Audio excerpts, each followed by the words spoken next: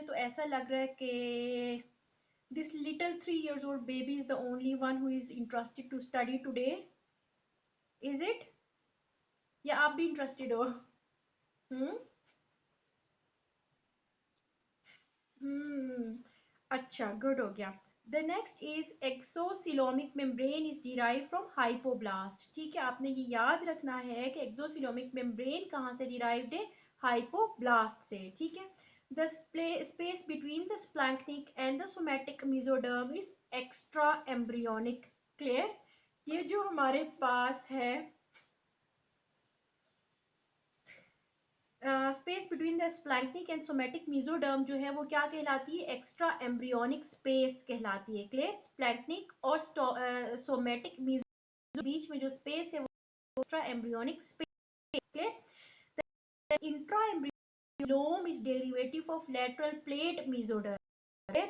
ये जो हमारे पास एम्ब्रियोनिक सीलोम है, इंट्रा एम्ब्रियोनिक कैविटी है, ये कहाँ से डिराइव्ड है? लेटरल प्लेट मेसोडर्म से डिराइव्ड है. क्लियर? करवाइएगा मैं इसकी आपको एम्ब्रियोलॉजिकल पिक्चर जो हमारी उसमें बनी हुई थी एम्ब्रियो की बुक में, I will share that as well. Clear? Now starting with point 461. ठीक है, विच इज वेरी इंपॉर्टेंट और इससे क्वेश्चन पूछा जाता है. तो ये क्या है? Uterus and vaginal epithelium is derived from endoderm and mesoderm. Clear? बस यूट्रस और है एंडोडर्म, इसकी जो एपिथेलियम है, ठीक है, ये एंडोडर्म और मेसोडर्म दोनों से ओरिजिनेट हो रही है. Am I clear? ये पॉइंट आपको समझ आया है कि यूट्रस और वेजाइना की एपिथेलियम की ओरिजिन से बच्चों it is endoderm and mesoderm both. Clear? अब हम लोगों ने कुछ चीजें हैं बहुत इंपॉर्टेंट है वो याद रखनी है कि किस जर्म लेयर से फर्दर जाकर चीज डिराइव होती है. हमें पता होना चाहिए ना कि एम्ब्रियोलॉजिकली ये चीज थी. अब जब हम लोगों की फर्दर बॉडी में ये चीज यहाँ से डिराइव हुई है, तो एम्ब्रियोलॉजिकली इट वाज समथिंग एल्स, कुछ और स्ट्रक्चर था, और बाद में वहां से डिराइव कुछ और स्ट्रक्चर आया हमारे पास. Clear? Done? We should know this. अब देखो एक्टोडर्म क्या है? कोई भी वो चीज जो कि हमारे पास एक्टो अपीयरेंस वाइज, ठीक है, जो चीज बाहर बाहर दिख रही है. ठीक है. अच्छा, the first one is everything that makes you attractive. That makes you that makes you attractive is derived from ectoderm, like your nails. Clear? ठीक है, like your skin, like your teeth, like your enamel, like your lens and like your cornea. Clear?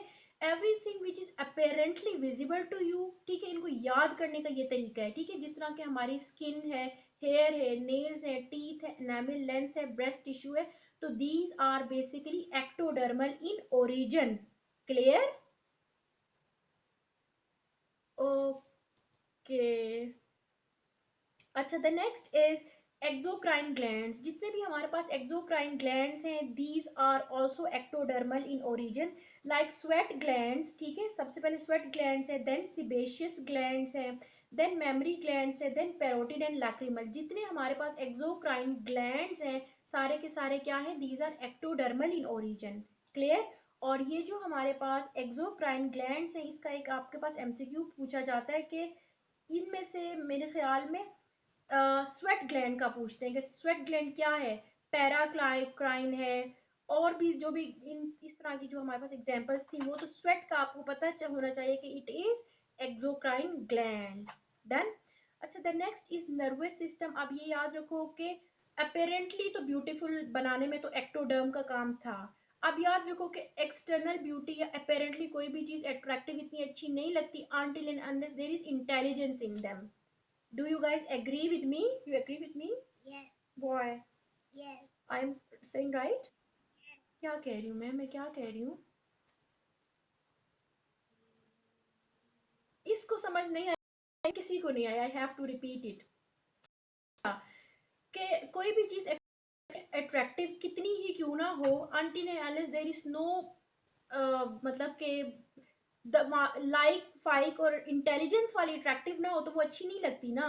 तो मैं कह रही हूँ इसी तरह आप लोग ये याद रखो कि एक्सटर्नली जो अट्रैक्टिव बनाना था एक्टोडर्म, वही हमें इंटेलिजेंट मतलब ब्रेन और ये सारी चीजें भी एक दो स्ट्रक्चर्स हैं, खैर देख लें, उसमें हमारे पास है from neural crest of ectoderm और कुछ है neural tube of ectoderm. Clear? अच्छा, न्यूरल क्रेस्ट ऑफ एक्टोडर्म, सी से आ जाओ, क्रेस्ट के सी को फोकस करो और एक्टोडर्म के सी को फोकस करो। क्लियर? तो आपको याद हो जाएगा। पेरिफेरल नर्वस सिस्टम है, एड्रिनल मेड्यूला है, melanocytes and facial as derive from neural crest ectoderm. कहाँ से डिराइव है? एक्टोडर्म। या क्रेस्ट एक्टोडर्म से ये डिराइव्ड है। ठीक है, पेरिफेरल सिस्टम है, ठीक है, एड्रिनल मेड्यूला है, मिलेनोसाइट्स है और फेशियल कार्टिलेज है। कार्टिलेज, या the next is neural tube ectoderm. Clear? तो ये जो न्यूरल ट्यूब एक्टोडर्म से डिराइव हो रही है, ब्रेन है, ठीक है, ब्रेन, एंड देन कॉर्ड है, पोस्टीरियर पिट्यूटरी है, मोटर न्यूरॉन्स है, रेटिना है, एंटीरियर है। Clear? Neural tube structures derive brain और स्पाइन का तो आपको पता, क्योंकि मैंने कैसे याद कराया है कि एक्टोडर्म से सिर्फ फिजिक अपेरेंटली ब्यूटीफुल अट्रैक्टिव होना that is not the point until unless there is intelligence. और इंटेलिजेंस क्या है? It is brain and spinal cord. Clear? Rest of the जो ऑर्गन्स है वो आप लोगों ने अपनी मदद आप करके याद कर लेने। Clear? Clear.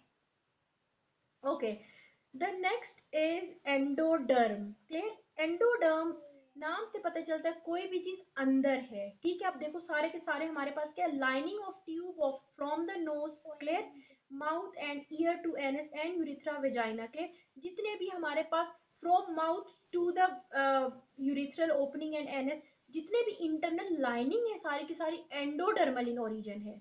Clear? Clear. How much? Very much. Okay okay बच्चों, तो हमारे पास स्टार्टिंग फ्रॉम माउथ, ठीक है, to the anus and urethral opening to vaginal opening, जितनी भी हमारे पास इंटरनल लाइनिंग है इस ट्यूब की पूरी, तो बच्चों this is derived from endoderm. Done? The next is internal organs. तो इंटरनल ऑर्गन्स भी एंडो और internal organs are the same. तो pharynx, thyroid, parathyroid, trachea, epithelial parts, lungs, stomach, intestine, only mucosal layer, colon mucosal layer and pancreas, bladder, these all internal organs are derived from endoderm. Clear? Clear. Okay, it is pharynx, thyroid, pharynx, जितने भी internal organs हैं कि के पास endodermal in origin है। Clear? Internal organs हैं, voice में distortion, there is distortion voice. Let me check the screen.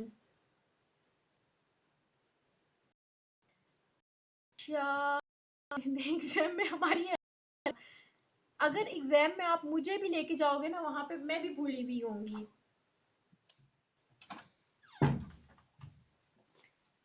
ये जो है ना, इसमें सबको बताया हुआ है कि एनसीईआरटी जो है अब सब फ्रूट्स और वेजिटेबल पढ़ाती हैं।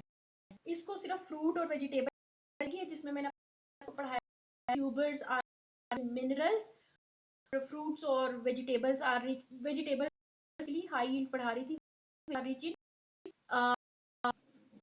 विटामिन्स। ठीक है, तो इसको याद रहेगी और बाकी नहीं रहती। समझ? Should I move forward?